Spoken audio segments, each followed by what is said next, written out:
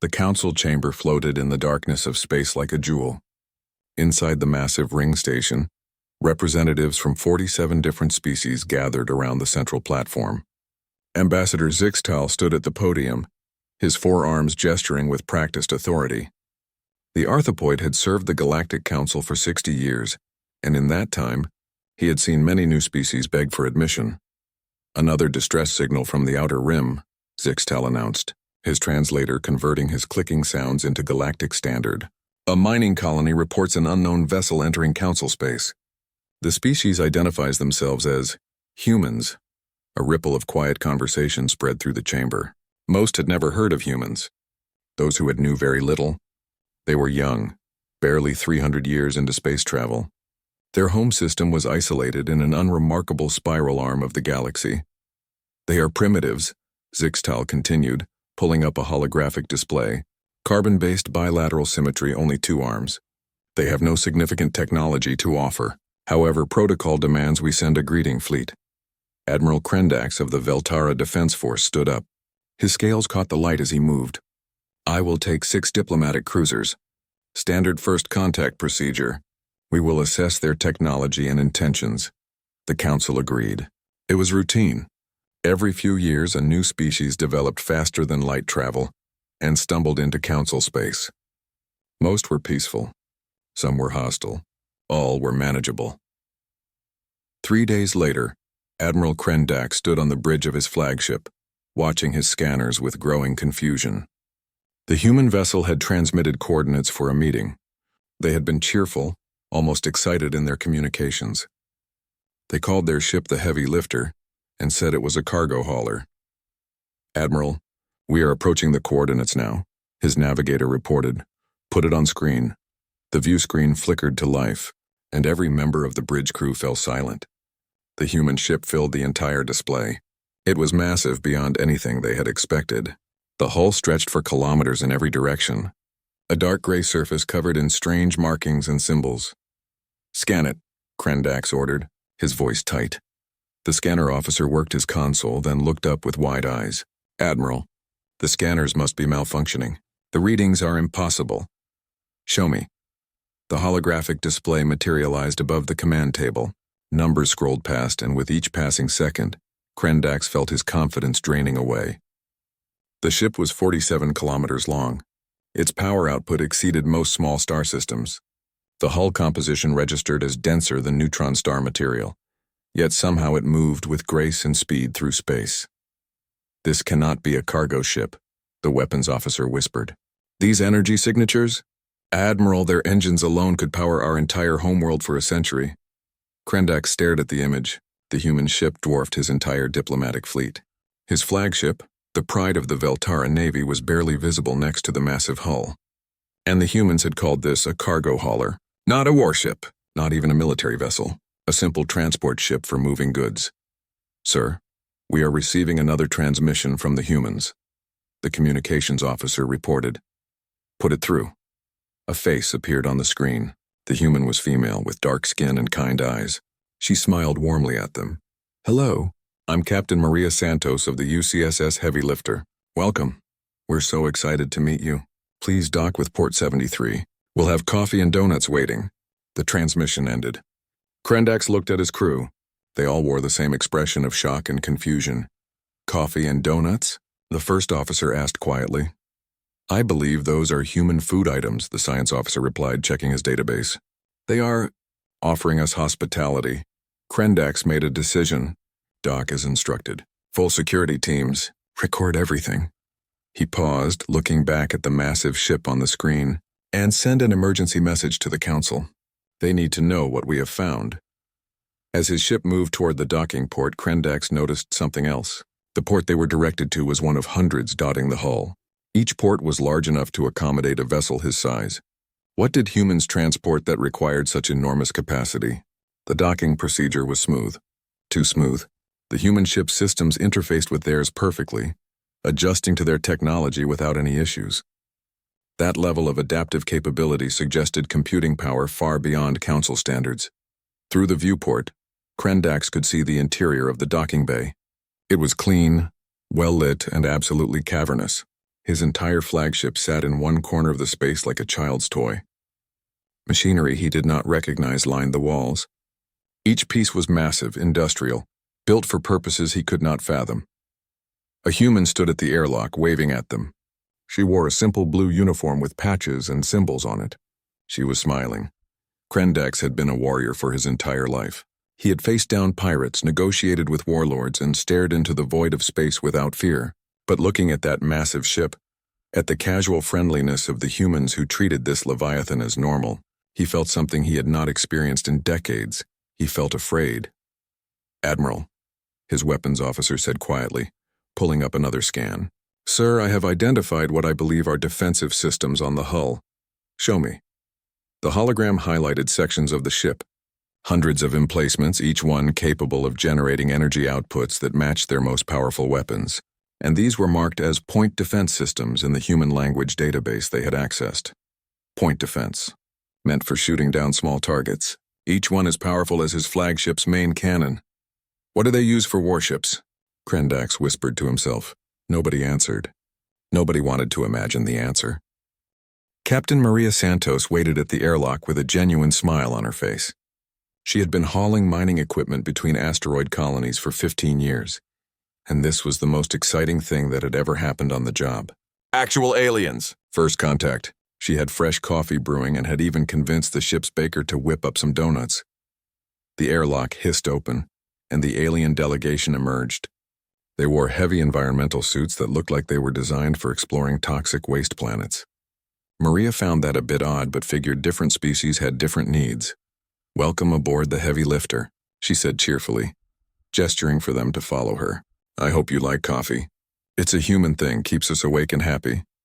The lead alien, who introduced himself as Admiral Krendax, moved slowly. His voice came through the translator with a slight tremor. "Your hospitality is appreciated, Captain Santos."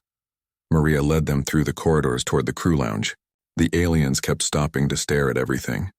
They examined the walls, the control panels, even the simple directional signs. One of them had a scanning device out and kept looking at it with what Maria could only describe as confusion. "Is something wrong?" she asked. "The structural integrity of your ship," Krendax said carefully. "Our scanners suggest the hull is composed of materials we have never encountered." "Materials that should not exist," Maria laughed. "Oh, that's just compressed carbon titanium weave with a quantum-locked lattice structure. Pretty standard for industrial haulers. Has to be tough for the asteroid belts, you know? Lots of debris flying around out there." The aliens exchanged looks that Maria could not quite read. In the lounge, she poured coffee and offered donuts. The aliens did not eat, but they seemed interested in observing. Through the large viewport, stars drifted past slowly as the heavy lifter maintained its position. "So," Maria said, sitting down with her own coffee, "I'm guessing you folks are from the Galactic Council we've been hearing about. We've been hoping to make contact for years now." "Yes," Krendax replied. "We received your distress relay from the mining colony. They were concerned about your arrival." "Concerned? Why?" "We filed all the proper approach vectors and identification codes. We're just here to pick up equipment from the colony and deliver it to the Proxima station." One of the aliens, whose translator identified him as a science officer, spoke up. "Captain Santos, may I ask a question? This ship, you call it a cargo hauler. What class of vessel is it?" "Class C industrial hauler," Maria replied proudly. "She's one of the smaller models, but she gets the job done. Can carry up to 2 million metric tons of cargo with standard load distribution." "Smaller models," Krendax repeated quietly. "How many crew do you have?" the science officer asked. 47 humans plus about 300 maintenance drones. Pretty lean operation, but automation handles most of the heavy lifting." Maria took a sip of coffee. "Would you like a tour?" "I'd love to show you around." The aliens agreed, though Maria noticed they seemed nervous. She led them down to the main cargo bay, chattering away about the ship's capabilities. The bay was mostly empty at the moment, just some equipment secured for transport. "This is what we call mining equipment," Maria explained, pointing to a large machine in the center of the bay. "It's a deep core drill. Can punch through solid rock for miles." The aliens stared at the drill. Their scanners were out again. Finally, the weapons officer spoke in a voice barely above a whisper. "Captain Santos, this device. The energy it generates. It could destroy a city." Maria blinked. Well, yeah, I guess if you used it wrong. But it's meant for mining. You drill down, extract the minerals, pretty straightforward stuff. She showed them more equipment. Each time the aliens became more quiet. They looked at cargo loaders that could lift thousands of tons. They saw cutting tools designed to slice through asteroids. They observed containment systems built to hold volatile materials safely. To Maria, it was all just normal work equipment. To the aliens, she was beginning to realize it looked like a warehouse of weapons. "Captain Santos," Krendak said finally, his voice strained. "May I ask about your ship's defensive systems?" "Defensive systems?" Maria thought about it. "Oh, you mean the point defense grid?" "Sure, come on, I'll show you the control room." The defense control room was small, staffed by 2 bored crew members who were playing cards. They looked up as Maria entered with the alien delegation. "Hey, Captain," one said. "What's up?" "Just showing our guests around." "Can you display the PD grid status?" The crew member shrugged and pulled up a holographic display. Hundreds of points lit up across a 3-dimensional representation of the heavy lifter. Each point represented a defensive turret designed to shoot down space debris and small asteroids. "We're in pretty safe space right now," Maria explained, "so they're on standby. But if we were in an asteroid field or near a debris zone, they'd be actively tracking and clearing anything that might hit us." The weapons officer was consulting his scanner again. He looked at Krendax and made a gesture that Maria did not understand. The Admiral's translator was silent, but Maria got the sense something significant had just been communicated. "Captain," Krendax said slowly, "your point defense system. Each turret has an energy output equivalent to our main ship weapons." Maria frowned. "Really? That seems inefficient for you guys. How do you handle debris fields?" Nobody answered her question.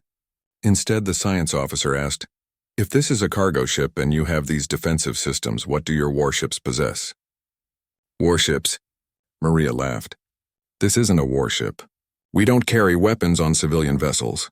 Well, nothing beyond the standard stuff for safety." "Then where are your warships?" Krendax pressed. "Back home, I guess. I mean, I'm just a cargo hauler captain. I don't really deal with military stuff." She paused. "Why do you ask?" Before anyone could answer, alarms began blaring. The crew members at the control station jumped up, their relaxed demeanor vanishing instantly. "Captain, we've got incoming ships," one reported. 200 contacts closing fast. They're broadcasting pirate identification codes. Maria sighed deeply. "Not again. 3rd time this month." She tapped her communicator. "Houston, this is Heavy Lifter. We have a pirate problem. Requesting insurance clearance for standard anti-piracy protocols." A voice crackled back. "Clearance granted, Heavy Lifter. Don't damage them too much this time. The lawyers are still processing the last batch." Maria turned to the aliens with an apologetic smile. "Sorry about this. Won't take long." Warlord Grathanor sat on the command throne of his flagship, watching the scanner displays with satisfaction. 200 ships under his command, all battle-hardened and eager for plunder. The target was perfect, a single cargo vessel, stupidly large and slow with only a tiny escort of diplomatic ships that would scatter at the first sign of violence. "They call themselves humans," his intelligence officer reported. "New species. No military reputation. That ship is probably full of valuable cargo." Grathnor laughed. His raids had made him wealthy beyond measure. "This would be easy. Open a channel. Let's offer them the chance to surrender." On the view screen, a human female appeared. She looked tired and slightly annoyed. Behind her, Grathnor could see some of his scout reports had been correct. The ship's interior was pristine, advanced, worth taking intact if possible. "I am Warlord Grathnor," he announced with the authority that had made lesser species tremble. "Surrender your ship immediately or be destroyed. You have 30 seconds to comply." The human woman sighed and rubbed her temples. "Houston, can you hear this? We have a pirate problem." "We hear you, Heavy Lifter," a voice responded from off-screen. "Clearance granted for standard anti-piracy protocols. Try not to damage them too much. Legal is still mad about the last incident." Grathnor felt confusion flicker through him. The human did not seem afraid. She seemed inconvenienced, like he was a minor obstacle rather than a deadly threat. He decided to make an example. "Fire on their engines. Show them we are serious." 20 of his ships opened fire. Energy weapons and kinetic projectiles streaked across space, slamming into the massive hull of the human cargo ship. Grathanor watched the display, waiting for the satisfying readings of damage reports. Nothing happened. The human ship did not even register the impacts. No hull breaches, no energy fluctuations, not even a scorch mark visible on their sensors. What? Grathnor leaned forward. Fire again. Full barrage. Another wave of weapons fire poured into the heavy lifter. Still nothing.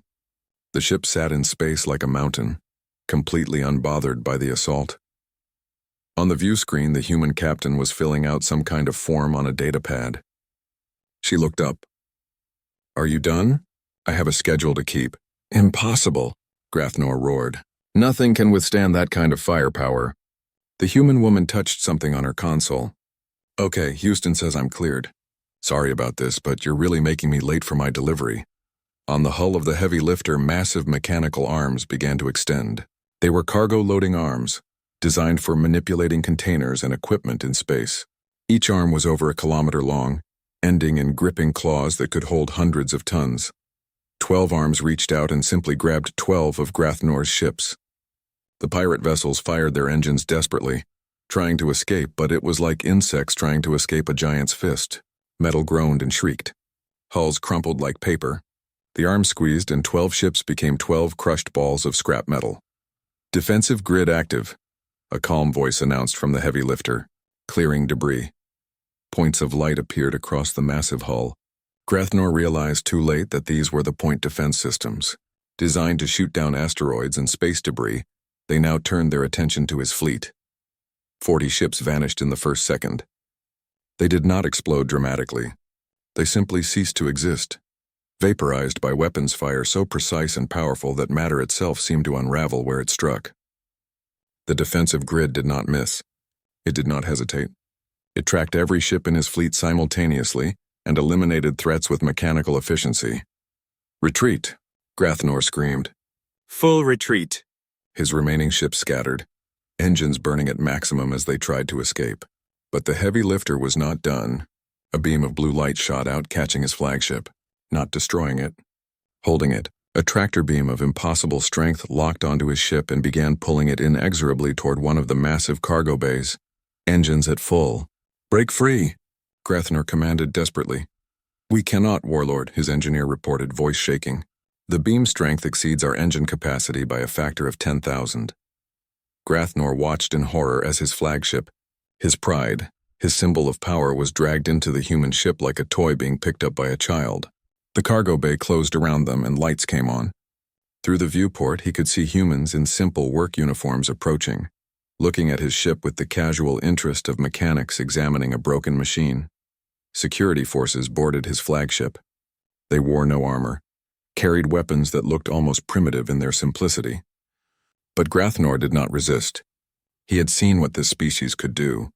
He had witnessed power beyond comprehension, and he knew with absolute certainty that fighting was suicide. They brought him before Captain Santos. She sat in a simple office, still filling out forms on her data pad. She looked up at him with those calm human eyes. So, she said, piracy is illegal in council space, I'm told.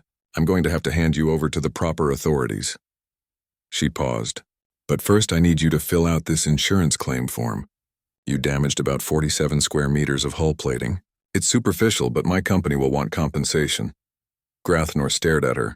He had raided hundreds of worlds. He had commanded fleets that had made empires tremble. And this human was making him fill out paperwork. What are you? He whispered. What kind of species builds ships like this for cargo? Maria Santos shrugged. We're humans. We're from Earth, and this is just standard equipment. Standard? Grathnor felt his mind breaking. This is a weapon. A planet killer. How can you call it standard? Planet killer? Maria looked genuinely confused. No, this is a cargo hauler. Planet killers are something else entirely. She said it so casually, so matter-of-factly, that Grathnor felt the last of his courage drain away. If this was not a weapon in their eyes, what did they consider dangerous? The Galactic Council delegation had watched everything from the defense control room.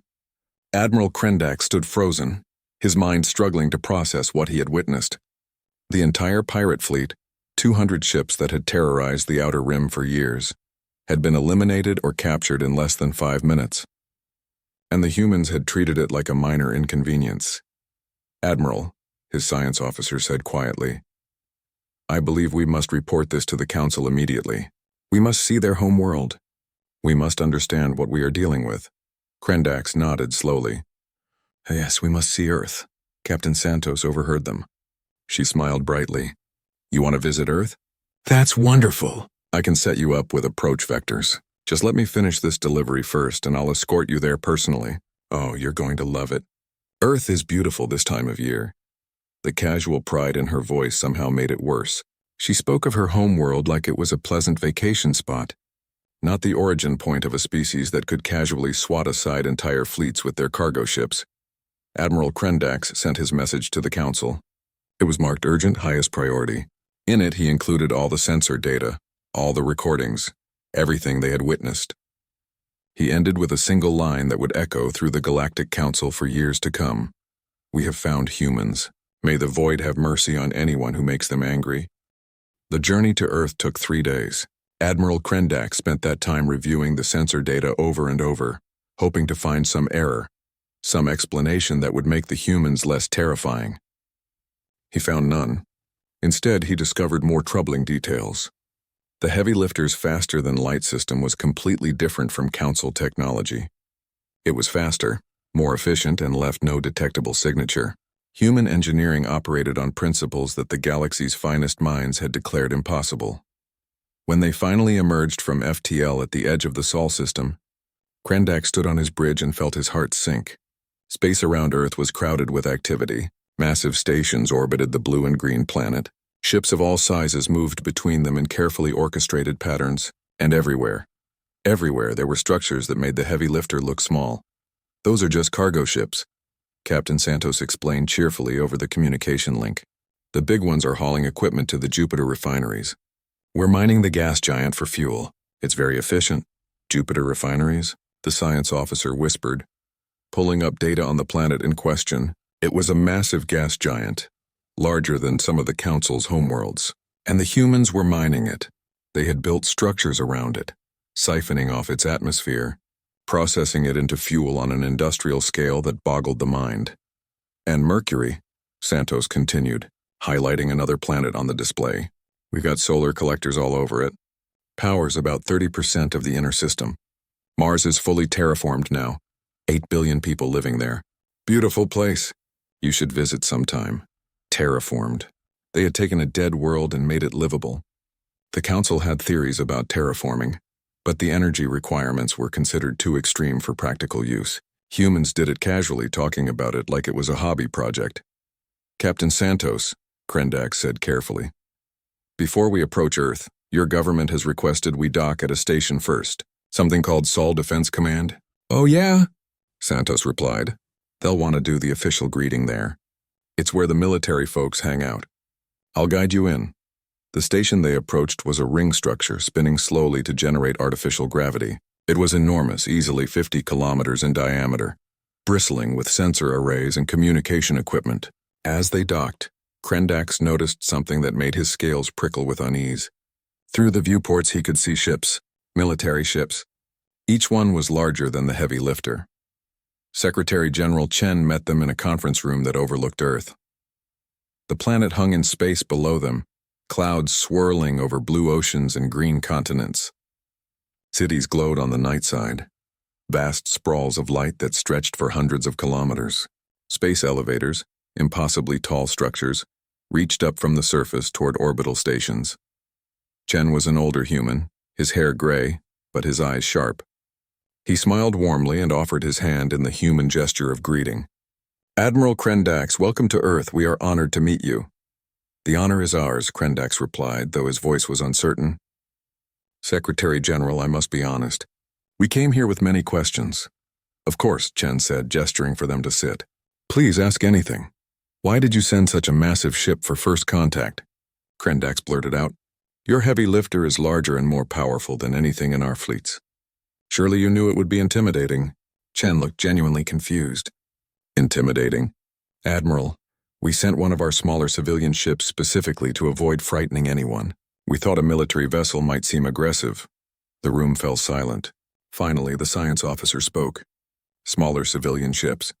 You have larger ones? Well, yes, Chen replied. The heavy lifter is a Class C industrial hauler. We have Class A and Class B models for heavier loads. Then there are the colony ships, the deep space explorers, the mining platforms. He paused. Would you like to see our actual fleet? Krendax wanted to say no. He wanted to return to the council and report that humans were peaceful and small and not a threat. But he had a duty. Yes, please show us. They took a shuttle to another part of the station. Through the windows, the delegation could see more ships now. Hundreds of them. Thousands, perhaps, all moving in organized patterns. Some were clearly cargo vessels like the heavy lifter. Others were sleeker, faster, built for different purposes. The observation deck gave them a full view of what humans called their system defense fleet. 2,000 ships floated in organized formations. Each one dwarfed the heavy lifter. Each one radiated power that made the sensors scream warnings about dangerous energy levels. These are patrol boats, Chen explained calmly.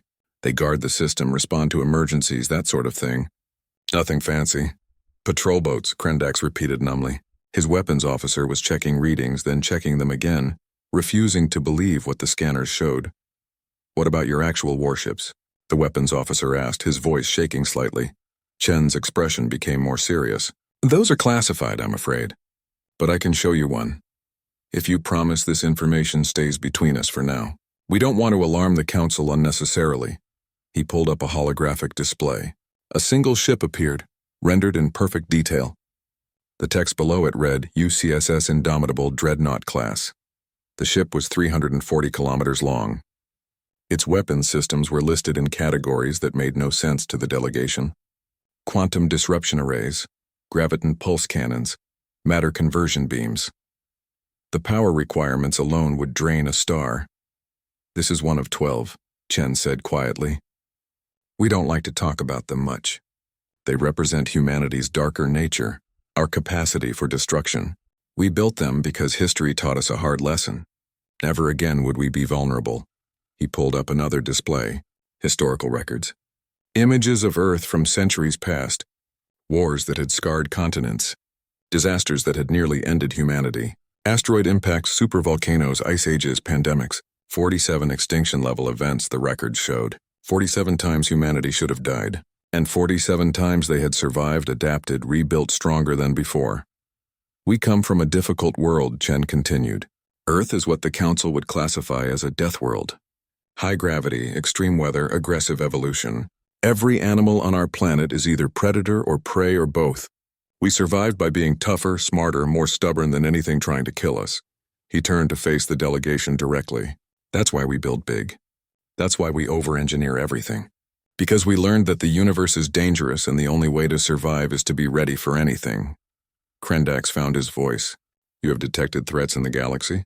Beyond what the Council knows? 17, Chen confirmed. Our long-range sensors are quite advanced. We've been tracking potential dangers, cataloging them, preparing responses. Some are natural phenomena. Some are artificial. All of them worry us. The science officer stepped forward. Why join the Council then? If you have this power, why seek our approval? Chen's expression softened. Because we're tired of being alone. Because we look at the stars and hope there are friends out there, not just threats. Because despite all our weapons and power, what we really want is to live in peace with our neighbors. He smiled sadly. We don't want to be conquerors. We want to be part of something bigger than ourselves. Ambassador Zixtal, who had been silent until now, spoke through his translator. You build planet killers but call them planet savers. You wield power that could destroy civilizations but seek peace. This is difficult to understand. Is it? Chen asked. Don't all advanced species reach this point? Where they have the power to destroy but choose to create instead. We just got here with bigger tools than most. Alarms suddenly rang through the station.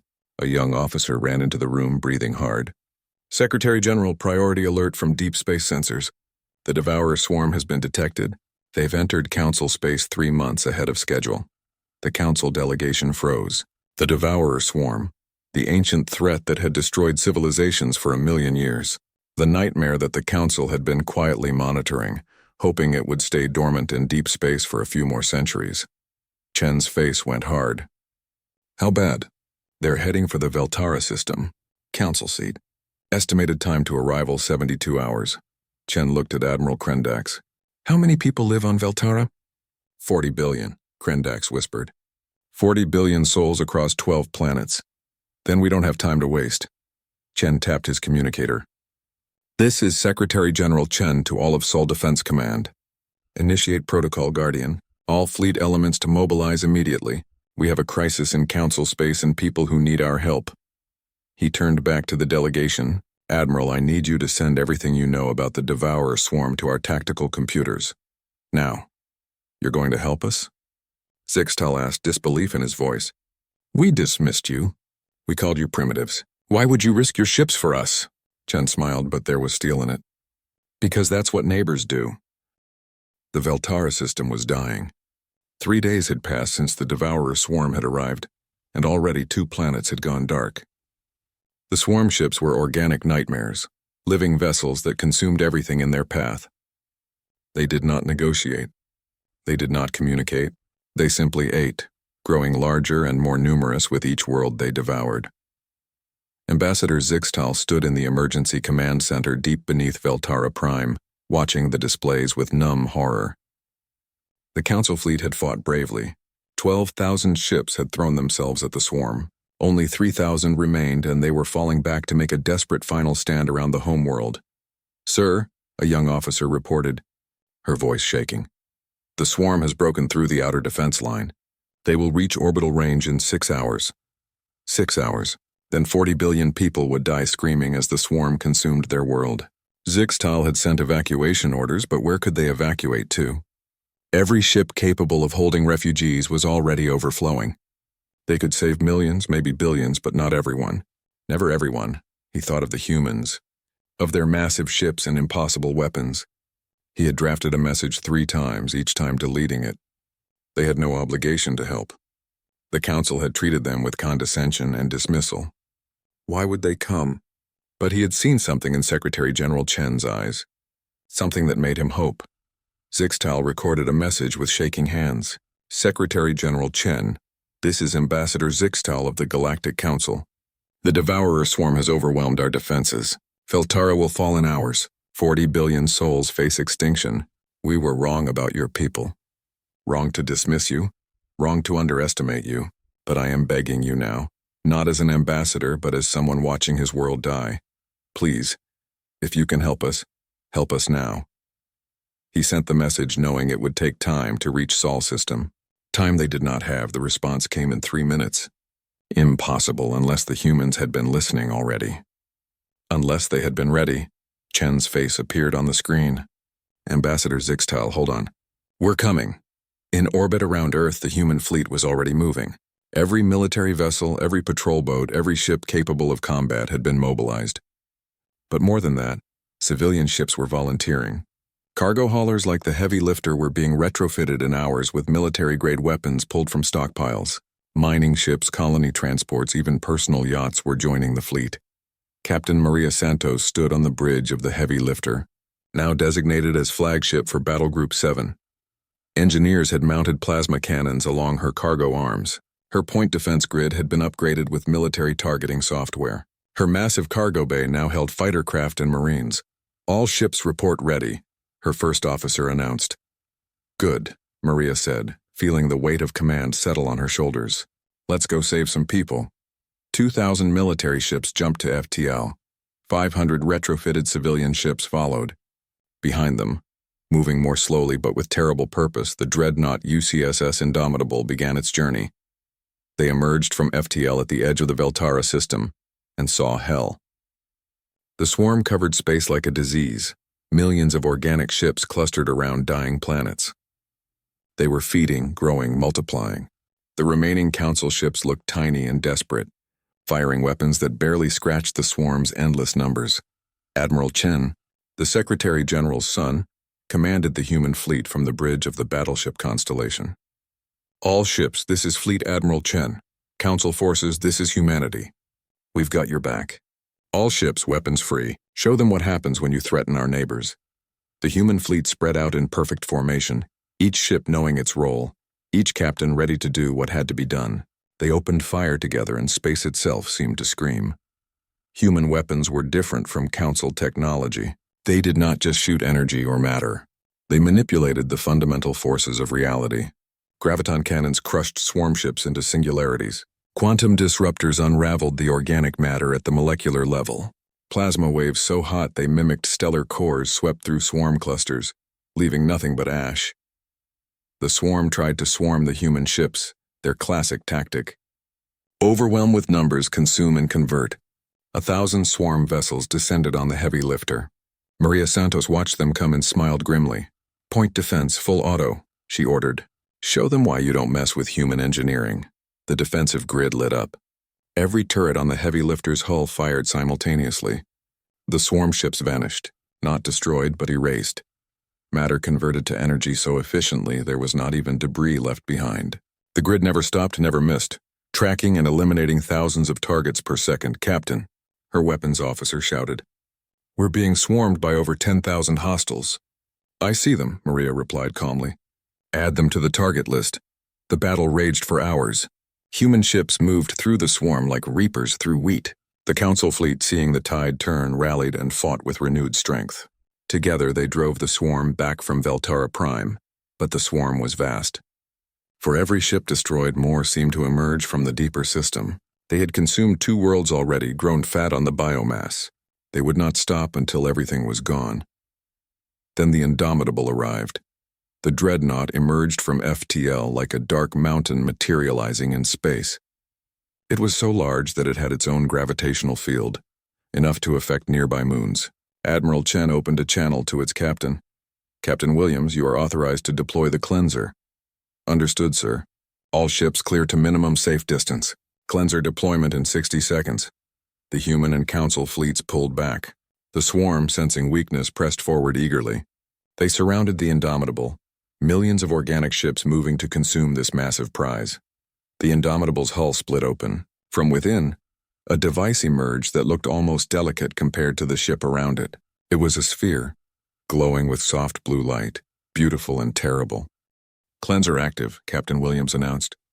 "May whatever gods exist forgive us." The sphere pulsed once. That was all. A single pulse of blue light that expanded outward at the speed of light. Where it touched swarm ships, they simply stopped existing. Not destroyed, not vaporized, but erased from reality at the molecular level. The wave continued, spreading through the entire system, purging every trace of the swarm. In 30 seconds, it was over. The Devourer swarm, the ancient terror that had ended civilizations, was gone. Space was clean and empty and silent. In the command center on Veltara Prime, Ambassador Zixtal watched the displays with tears streaming down his face. They had survived. 40 billion people still drew breath because humans had come when called. The communication channels opened.